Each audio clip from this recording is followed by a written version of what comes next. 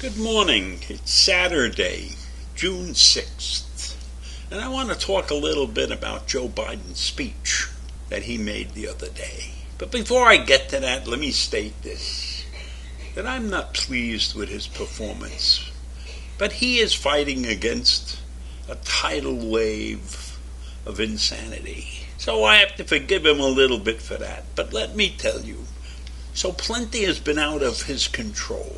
But the president has bungled quite a few things also. So all in all, this presidency is not good, and his approval rating is in the low 40s, and it even dropped below 40 for a while. So that's not good either, but that's not unusual.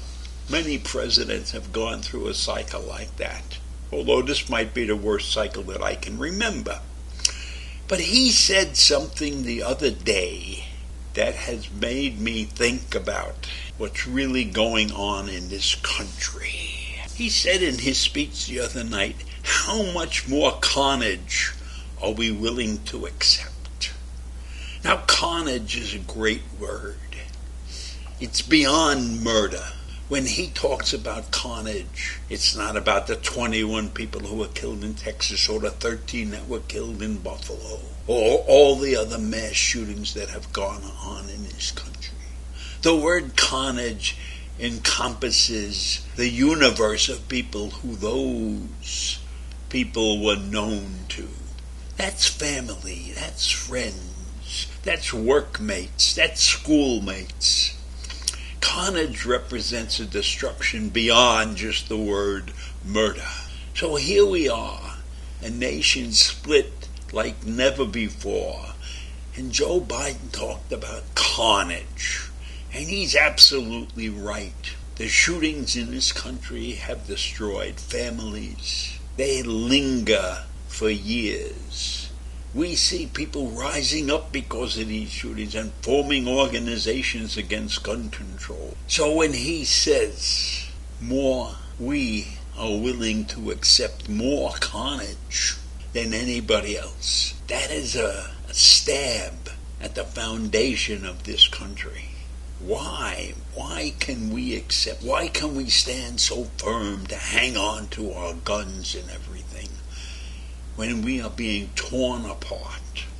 Every day there's a shooting, a mass shooting. Is that what we want to be known from? They're probably calling us the murder capital of the world. But this is more than murder. This is a lifestyle that has to be taken and gotten under control. The measures that he has put forth, just trying to get something done. He can't get a ban on assault rifles through any. So is it so bad to put an age limit on those who want to buy an assault rifle? What's wrong? We don't let people drive until they're 17. So why don't we have a ban on assault rifles? Age 21. That doesn't sound so bad. He can't get them banned, but we are against anything he's going to do about gun control. That's the craziness that exists in this country. And the great word carnage represents that madness. So on Thursday,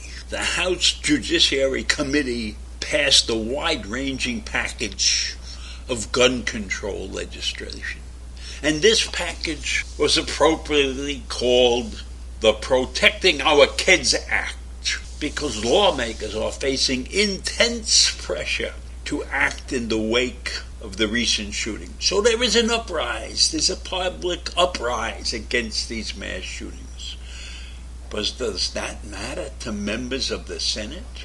No. Because when this bill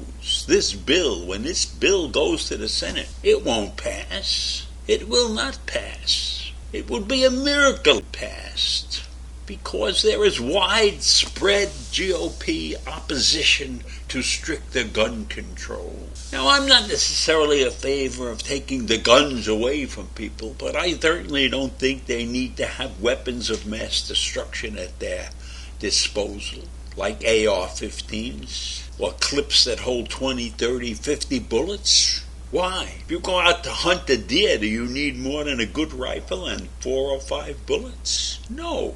But we in this nation are gun happy, gun crazy. And we have youngsters who are on the social media platforms listening to the hate that is being spewed there and deciding that they have to take other people's lives into their hands.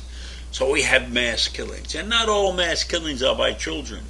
There are many mass killings that are by adults. And there are many adults that are being killed en masse. So school shootings is just a part of the problem. We have killings in churches and killings in bars and restaurants. We are kill happy in this country. And meanwhile, this bipartisan group of senators is engaging in a talk to find common ground, but I don't believe they will find common ground because they are entrenched and they believe that their constituents are on their side. And that's a terrible thing, terrible. And then when we have many who spout this ridiculous saying that the only way to stop gun violence is for the good guys to have guns as well as the bad guys that have guns. So tell me something, every time they go in and they have a mass shooting, where is the gun opposition? It's not there. It's not there because people don't carry their guns around. Of course, there are open carry states.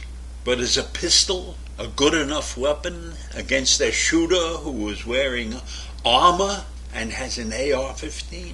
No. You got your little 22 or your 45. You can't stop this guy or this girl. It's also amazing that very few of the mass shooters turn out to be women. It seems to be that it's a male thing, and that's a disgrace in itself. So the gun control legislation has passed through committee, and it will move on to the House for a full vote where we know it will pass by a slim margin because this bill is sponsored by the Democrats.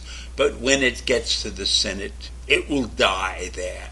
And it will die there in spite of the fact that Joe Biden stood up and used that great word, carnage, which represents the spread of gun violence in this country. Because it's not the people that got killed that are the only ones affected. I'll say it again. Hundreds of people are affected by just one of those gun deaths. So imagine how many people were affected by the 21 who were killed in Uvalde, Texas, or the 13 that were killed in Buffalo, or the 4 that were killed someplace else.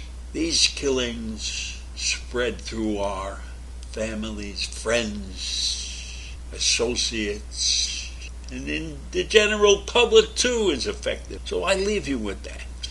I leave you with the fact that these gun shootings are affecting more than those who end up dead. Have a great day. I'll see you in the morning. Bye.